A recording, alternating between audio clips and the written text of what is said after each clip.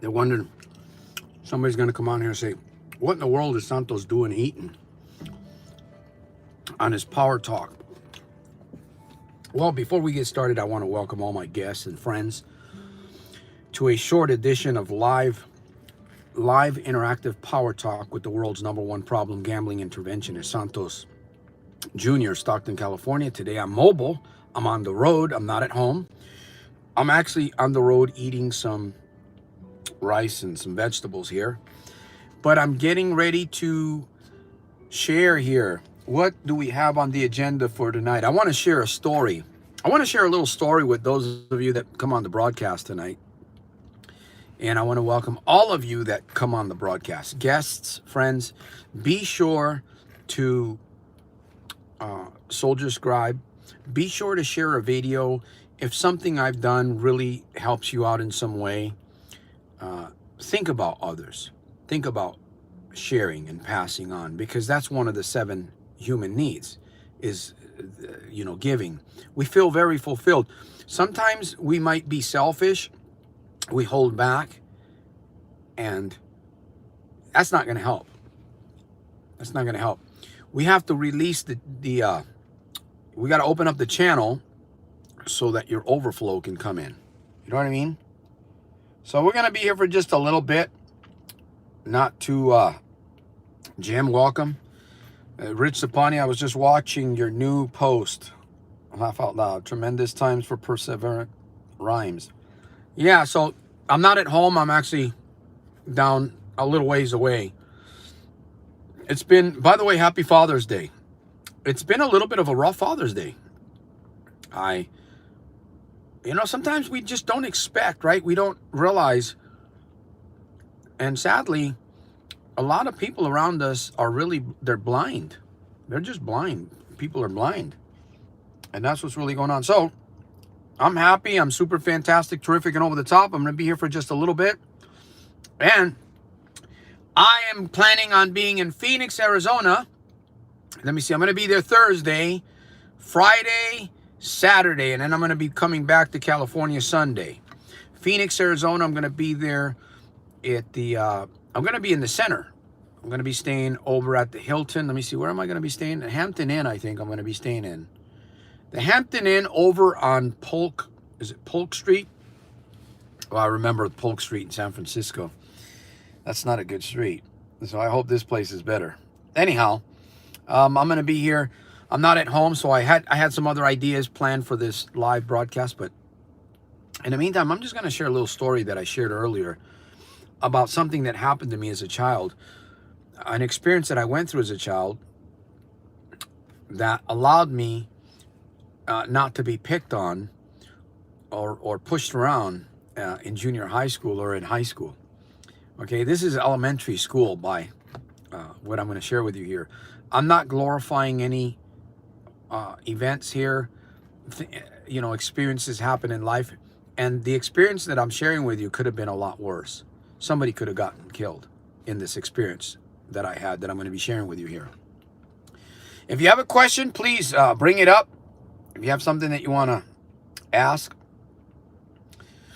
Thank you for watching my new post, Rich. Panzer Ace, happy Father's Day, live in Phoenix. Thank you.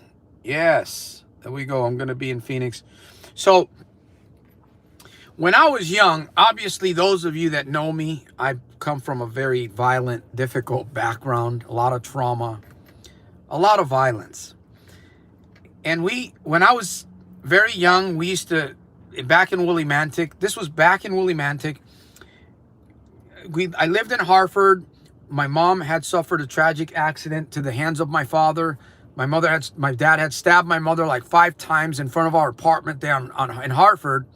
So after that, we had left. I'm not going to get into that story at another time. I've shared that story many times. But we left. We got away from my father and we went to Willimantic, Connecticut. That's the little kind of secluded area where we lived as a child. I was fairly young. My mom, my brother and sister. My dad wasn't in the picture early on. He ended up coming back into our lives, even after stabbing my mom. and almost killing her numerous times. Well, I used to go to the store in town and I would steal these little knives. They were called Barlow, Barlow. They were Barlow knives, and I would go in there in the store, and I was a bit of a thief. Yeah, I was when I was young. Well, you know, what do you expect? I mean, I wasn't taught to steal, but because of my environment at home, it was a very bad environment at home. So, you know, we're always looking for escapes. When things aren't right at home as a child, we look for escapes. We try to figure out ways to numb ourselves as a child, you know, numb ourselves as a child. So I did become quite a bit of a thief. Anyhow, I had, you know, we used to steal these knives. In fact, my brother went into that store one time and he tried to steal a bigger knife. I don't know what was wrong with him. He must have been loaded on something. He ended up cutting in his private area. My brother. Yes. In the store, he tried to stick a knife down his pants and he ended up cutting into his private area. He had to go to hospital and get stitches. Never forget that. But anyways, it was a summer, actually it was a winter, kind of partial winter day. It was elementary school. I believe it was 5th grade. Yes, it was there. And in order for me to get home, it was about a 22-minute walk. This was back in the 1970s. Something like that. 70s, I believe. Well, in order for me to get home, I had to climb this hill, and there was snow on the ground. There was snow back then on the ground. And there was a couple of guys outside. Some of these guys were kind of friends to me. Well, eventually some of them did become friends, except for one of them passed away in his 20s. And he died in his car, and it went off a cliff and went off the road in a brand new Fiero. If you remember those red Pontiac Fieros that came out years back. His girlfriend was in the car. He died upon impact. His girlfriend survived. So anyhow, I was getting home. I was trying to work my way home from school. I got to climb a little mountain, just a little slight mountain, and then it's kind of a straight walk, about 22 minutes home, down where we live, down in the apartments on 7th Avenue. I believe it was 7th Avenue there in Willimantic, Connecticut. Well, Wayne Prescott, the young man that passed away that I mentioned to you, he was there. Leslie Ellis, we used to call him Butch because he was a big guy. We called him Butchie. And there was two other people. I don't remember exactly who they were, but there was another couple. So what happened was I was trying to get up the hill, and unfortunately, this is just the training that I had as a child, violence and stuff. And so I wasn't a very good responder to situations. Well, these guys were joking around, and at least that's what I understand. They were joking around, but I was taking it very serious. I climbed up the hill there, and they pushed me back down the hill. And these guys were all bigger than me, taller.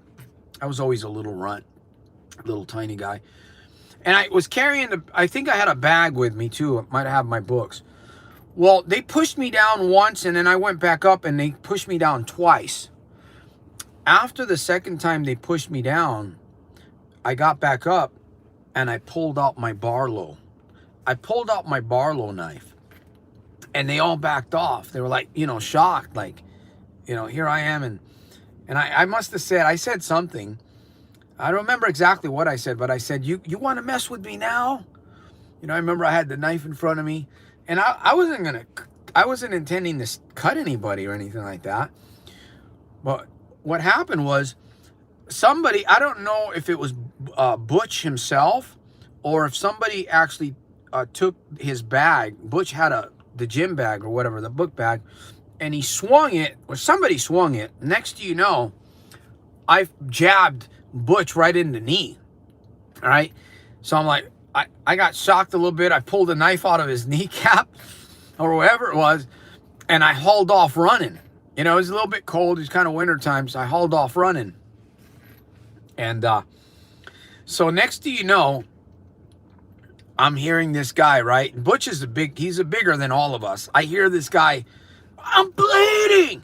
I'm bleeding. And I'm hauling ass, 22 minutes. And it didn't take me that long to get home. And then as I was running home, I could hear the ambulance.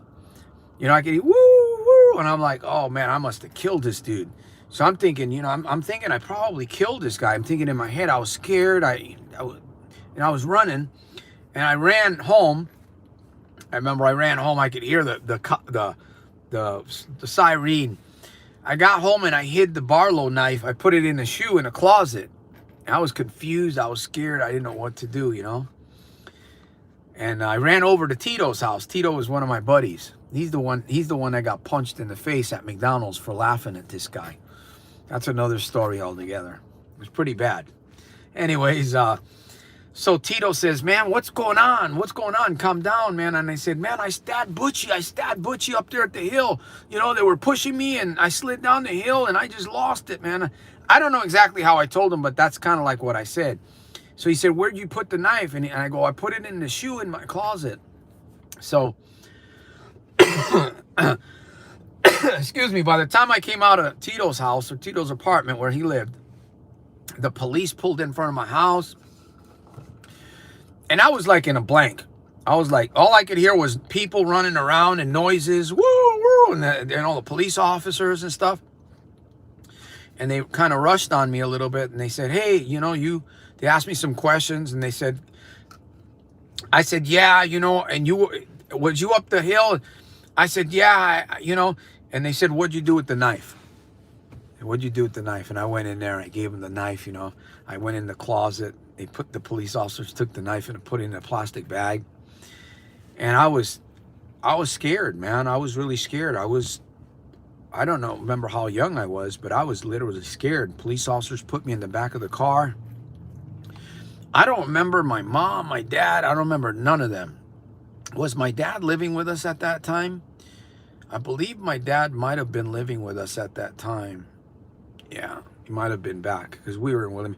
So what happened was, Gabino, hello. So what happened was they took me down to the police station and they showed me the cell where you get arrested, and they were asking me all these questions and stuff. And, they told me that I had committed a crime. And so, but I didn't kill the guy. I didn't kill the guy. It was, I wasn't intending. Well, long story short, when I went to high school, in junior high school and all throughout high school, nobody ever picked on me because of that. Because of the rumor. Yeah, the power of rumors, man. Anyhow, the reason why I share this story is because, friends, I've had a major, major transformation in my life, especially over the last 6 to 7 months. Major, major transformation. And when I look back and I see the areas of my life, imagine I could have killed this kid. I could have killed this guy in high school. That wasn't even junior high school. That would have been elementary. I wasn't intending, but I pulled out the Barlow knife. You know what I mean? What if that would have went sour on me? And I would have, I probably would have been in prison for a while. Maybe I would have gotten out. Who knows? But I would have had to live with the fact that I killed this guy by the name of Leslie Ellis. Now, I say that and I share that because I've had many different experiences in my life, and I've had epiphanies, and today I'm a different man. I'm a different person. And I'm very grateful today. Being Father's Day, I'm very, very grateful. I was just thinking about this experience that I had. As a matter of fact, I ran into Leslie Ellis, Butchie.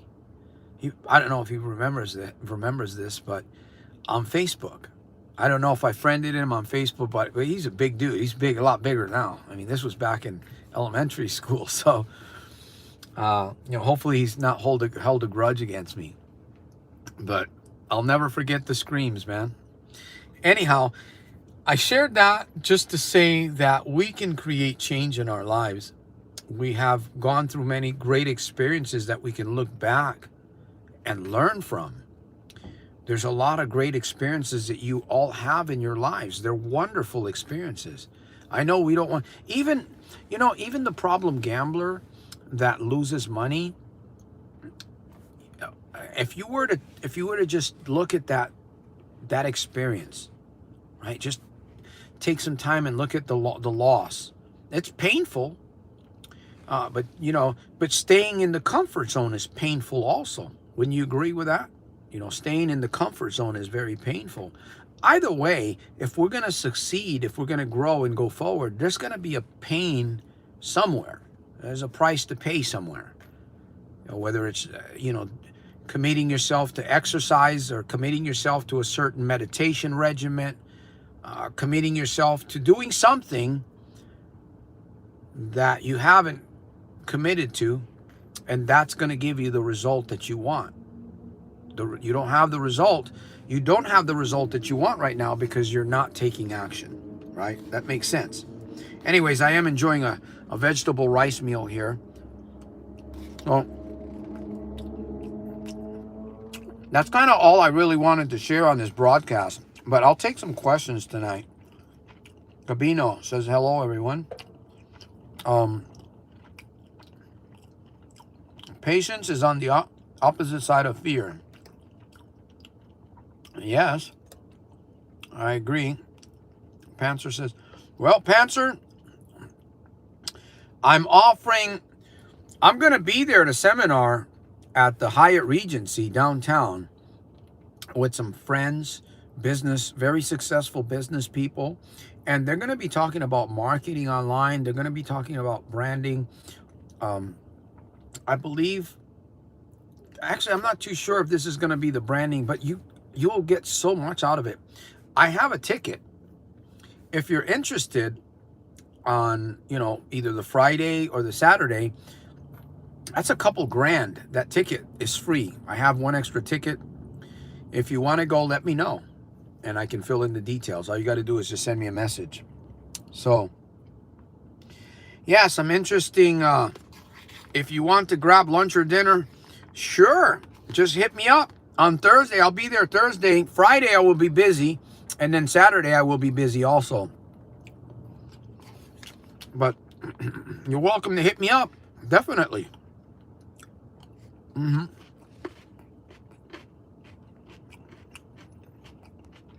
Well, Panzer says maybe he wanted to get circumcised, huh?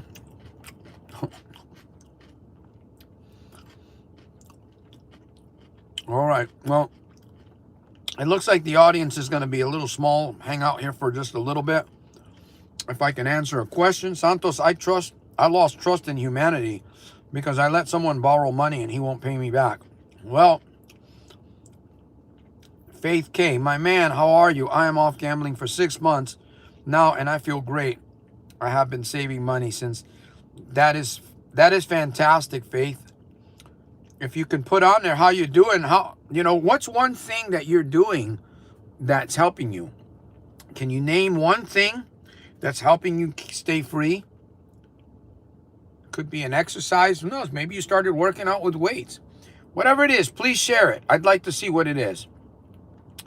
Gabino, not to put you on the spot, my friend, but when we say, when I say, nowadays, when I say that if I was to say I lost trust in humanity, and believe me, my bullshit meter is very high today.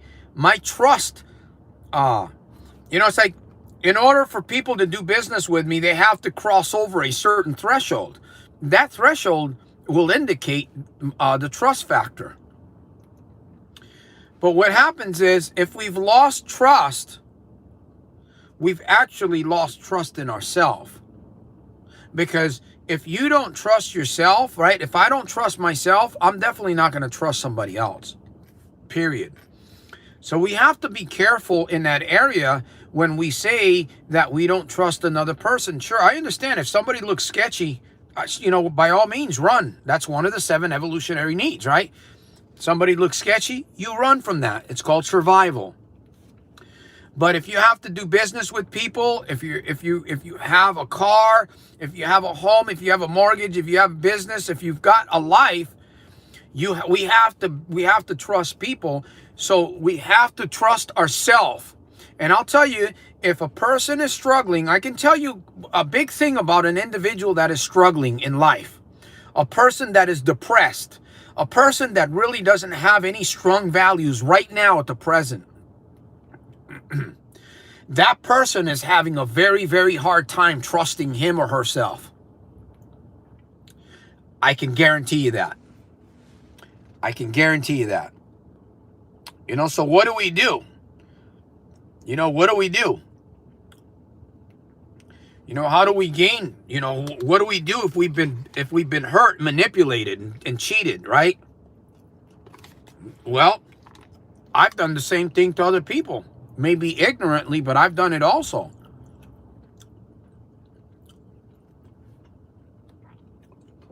You cannot be quick to throw rocks at somebody's green, house, because it may not be plastic. It might be windows, right? We can't. I can't throw rocks at you.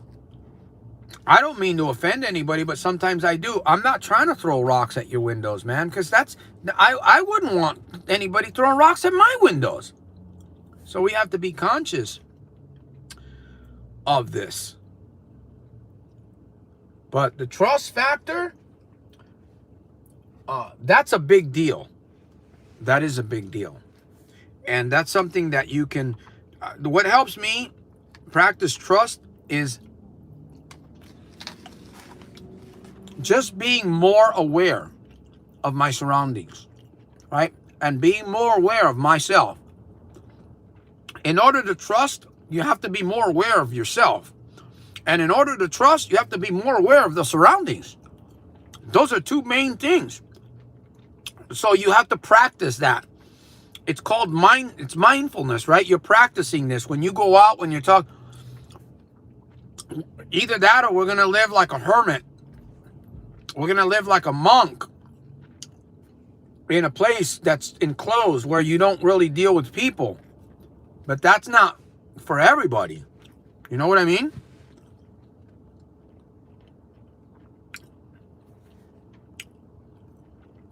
And I tell you, Gabino, for myself, man, I have